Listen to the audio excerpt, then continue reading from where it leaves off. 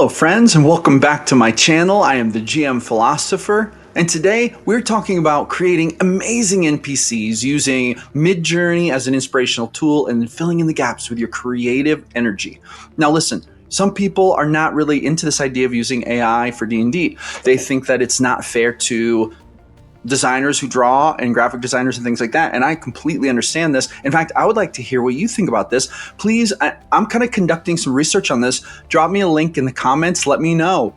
Are you for or against using AI to help you play D&D and come up with D&D stuff? Why or why not? Would you consider using AI for your session prep? Or are you planning to stay away from it? I would be very interested to hear what you think. At any rate, I'm going to walk you through my process that I've been using to use Midjourney as like a prompt creation tool to help me create amazing NPCs. Let's dive into it. I'm going to show you exactly what my process is. All right, so first things first, I have created some images here. Now the prompt I used is very basic. Dungeons and Dragons fantasy art, a really cool adventuring character standing at the bar in a tavern, drinking an ale, waiting to go on an epic adventure. So very, very simple, very straightforward stuff. Going to move my little, no, it's fine. Very, very simple, nothing too crazy, nothing too fancy, right? Here's what I came up with. I ended up upcycling this and really liked it. Okay, so this is what we're going to start with, and I'm going to kind of show you how I move to the next stage of the process here. All right, the next stage of the process, we're putting this, copy paste it into a Google Doc. I've set the page set up to page lists so that it's more like a web page and less like page, unless you want to print it. In that case, you want to leave it page, but I will probably just use this on my computer. Now, I brainstormed a name for this guy. And the way that I brainstormed this was I just came up with it on the fly. As soon as I saw him, I thought, Draven Gallhook. That's his name. And I didn't even know why, but that's where the creativity comes from. And I just want to kind of talk about this for a minute. When it comes to creating NPCs, when it comes to even creating villains or even creating like settings or anything like that, you generally want to let your creativity lead. And what I mean by that is a lot of people like second guess themselves. They come up with an idea, but then you immediately dismiss it thinking, well, could I come up with a better idea? You know, is that idea bad? Or maybe they don't even pay attention to the first idea. They just keep thinking of ideas. In my experience, generally speaking, jumping on your first instinct idea is the best way to start a creative thread. Okay, so Draven Gallhook, and I wrote a little backstory for him. Draven Gallhook is a human adventurer who is perhaps what you would describe as a jack of all trades, master of none. He's a seasoned guide to the local North Peak Mountains, and he's best known for helping adventurers to travel the uncharacteristically dangerous Ice Shard Pass. I don't know what any of that is. It's just stuff that I came up with off the top of my head. You can obviously fill in the gaps with if it's stuff relevant to your campaign, but I'm just coming up with a brand new NPC, don't know nothing about him.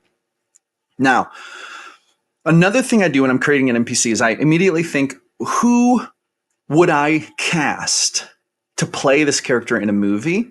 And then I use that as inspiration for how I would role play the character. And this helps me to kind of understand them better at a baseline. So for this character, I thought of the character Vander from Arcane, the League of Legends animated show. If you have not seen Arcane, it's awesome. However, if you Google like Vander Arcane clips, you'll go see clips of Vander, who's kind of this big guy. He runs the tavern. He like used to fight against the upper world or whatever, but now he's trying to be peaceful and keep the peace.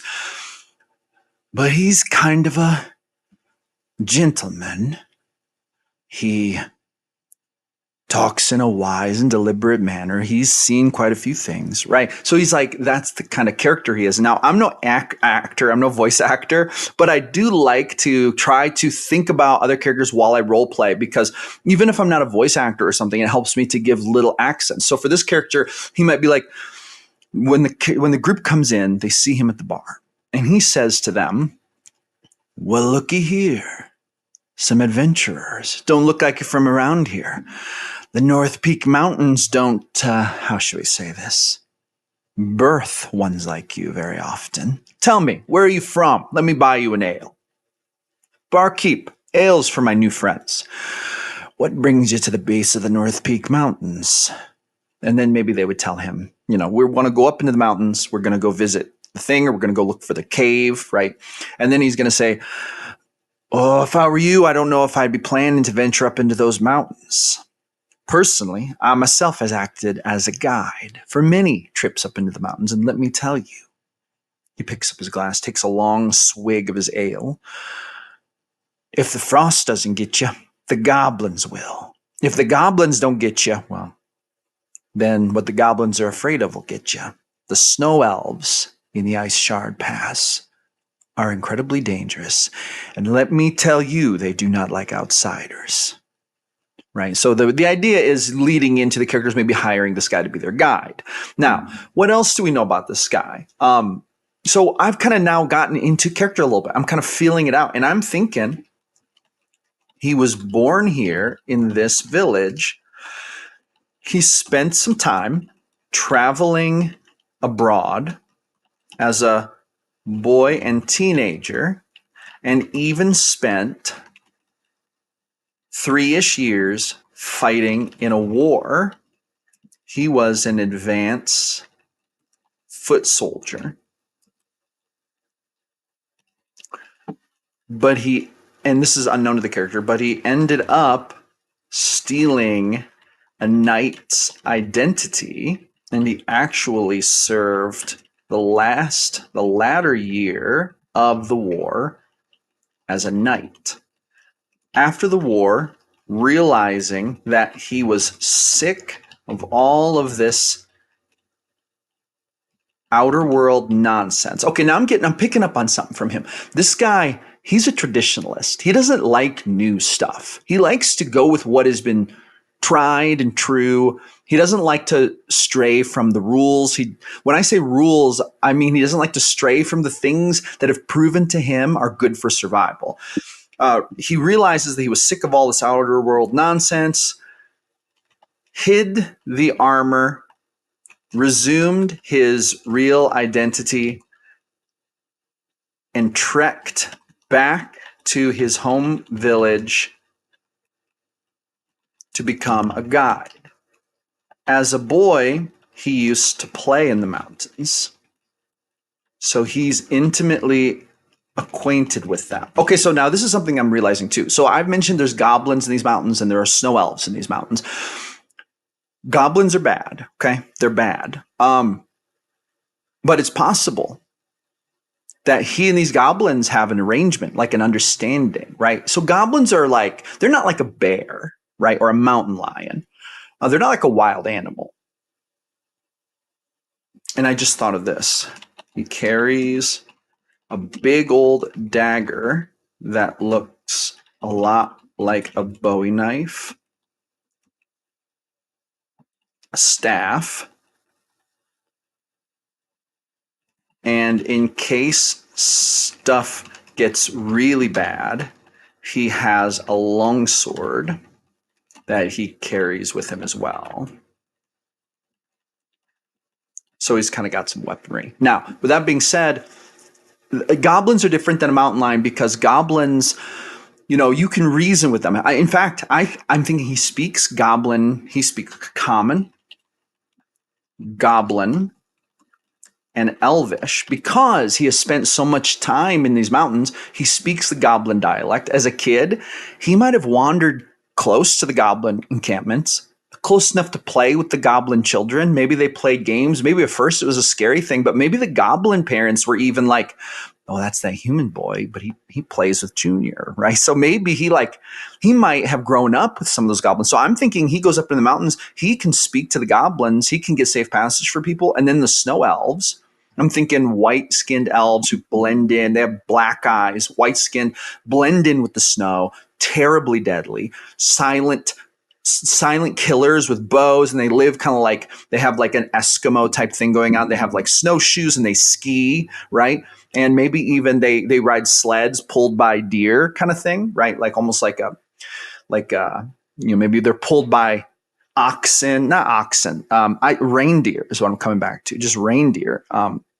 No, dog sleds. That's it. They're riding dog sleds up there. Scary snow elves, super deadly. They're at the top of the mountain. He also speaks Elvish. As a boy, he literally got lost in the mountains. The elves found him, decided not to kill him, he spent a whole spring waiting for the thaw, like waiting for the great thaw in Ice Shard Pass to even be able to come home. They taught him Elvish. They taught him how to survive on the mountain. He became one of them. In fact, he has a tattoo. He has a tattoo of the Snow Elves family crest, the elves who took him in. And this makes him a brother to them, right? So he's literally an accepted brother to them, okay? So he can actually guide people up and down the mountain. However, his allegiance actually lies truly, first and foremost, with himself, putting some coin in his purse. Secondly, with the goblins, because he actually has a good relationship with them. He probably grew up with some of their clan chieftains playing in the snow. One of the rare occasions where humans intermingled with goblins in a friendly type way. And then the most important relationship to him is probably his relationship to the elves. In fact, what is going on with him for romance? He had an affair with a beautiful snow elf as a younger adult, but due to cultural differences, he wasn't allowed to stick around as a father, but he visits whenever he can his lover, who has since married. I don't like the term married, who has since soul bonded with a new mate, still raises his half elf daughter, and he loves to visit her and bring her things. And that's why he makes money. That's literally what he spends his money on. So he doesn't have much property, right? He might live in a little shack, a dingy little existence. However, he makes a good living taking people up into the mountains. Where does all his money go? It turns out he uses it to either buy things for or to just take the money to his daughter because he loves her and he has a great relationship with her. And because of the wisdom of the elves, even the mother's new mate, allows him to come see the daughter, and there's a bit of a friendship there, maybe a little bit of a hostility, a little bit of a passive aggressive type hostility between them, because maybe he's bitter because he wanted to love this snow elf woman. However, it could also be true that if the party goes with him and they encounter the elves might kind of capture them, but he can broker the peace. But then it turns out the elves are in great danger. Maybe there's an invasion, maybe a creature. They have to take the little girl with them. And this is a possible new NPC to come into the picture, right? So, this is just, we're fleshing it out. And at this point, I'm saying this NPC is ready. Draven Gallhook is ready to put right into a session and be an absolutely incredible NPC, one who's going to really connect with the characters, one who has depth, one who has a story. He's got some gear. He has his upsides and downsides, right? What are his, one other thing we might talk about is what's his alignment, okay? This is another thing you can talk about. Alignment. He's neutral good. He's a generally good person. He's not really that lawful, but he does obey a set of rules, so he's not chaotic. He's neutral good. It's just as simple as that. The most important thing in his life is his daughter. Nothing else really matters. Why doesn't it matter? Well, part of his soul was destroyed in the war. Part of his soul was destroyed when he had to leave the elf woman he loved. Now it's just a grind to support his daughter, and that's really where his values are. That's what he cares about. And he doesn't care much about life. In fact, I think he's maybe a bit of a womanizer because he can't find himself in a place to commit to another woman because he loved her and he still loves her and he can't get over her. So there you go. There's my NPC ready to put right in a session. Thank you so much for joining me on this. I hope that this has been cool.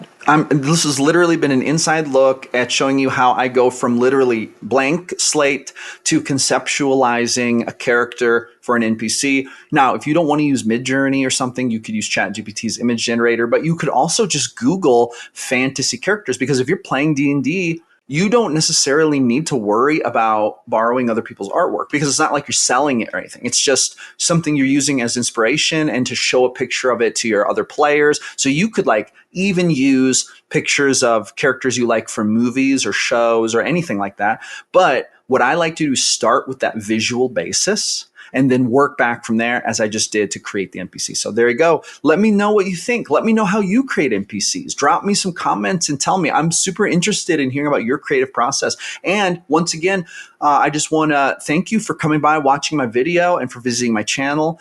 I publish content every single day talking about the best game in the world, D&D. So please leave me a thumbs up and a subscribe if you enjoyed the content. It helps me grow in the algorithms and grow my channel so I can keep making amazing content for you amazing people. And get out there and play some D&D this weekend. If you don't have a game, go and get one going, because D&D is the best game in the world and everyone should play it. All right, that's what I've got. That's all I've got for this one. Have a great day. I will see you in the next one.